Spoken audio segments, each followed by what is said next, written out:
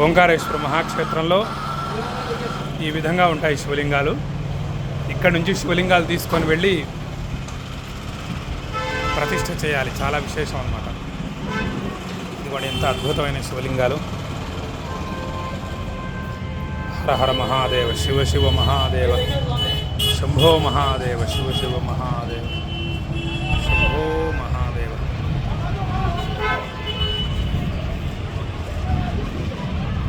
హర her నర్మదే, హర her నర్మదే. Narmada నది అంత గొప్పది చూడండి. ఇవన్నీ కూడా నర్మదా నదిలో దొరికేటటువంటి శివలింగాలే.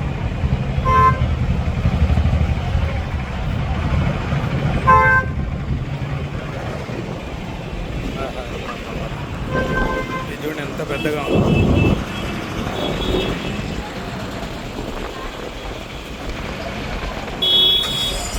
ఇవన్నీ నర్మదా బాణాలు అంటారు వీటిని. ఆహా, ఎంత అద్భుతంగా ఆనందంగా ఉందో. హర హర మహాదేవ.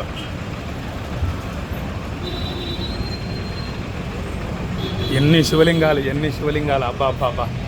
హర హరోం హర హర మహాదేవ, శంభో మహాదేవ. ఇక్కడికి వచ్చి శివలింగాలు తీసుకొని వెళ్ళి ప్రతిష్ఠ చేస్తారు. అచ్చా.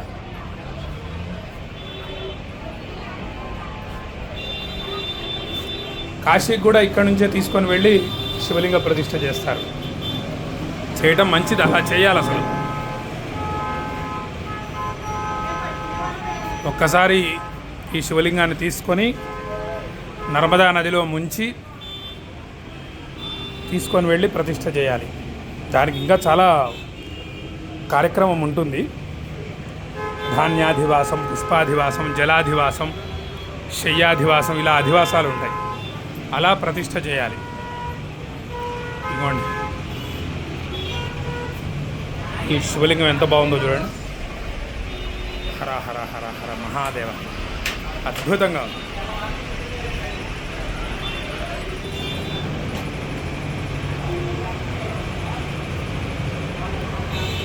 హర హర నర్మదే. ఇదిగోండి స్ఫటికలింగం.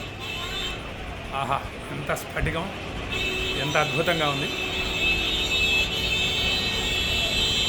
స్ఫటికలింగాన్ని పూజించడం చాలా విశేషం.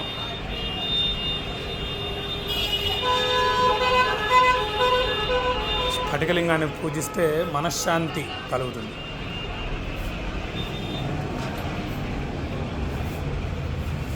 హర హర మహాదేవ్. ఇవన్నీ ధారాపాత్రలు.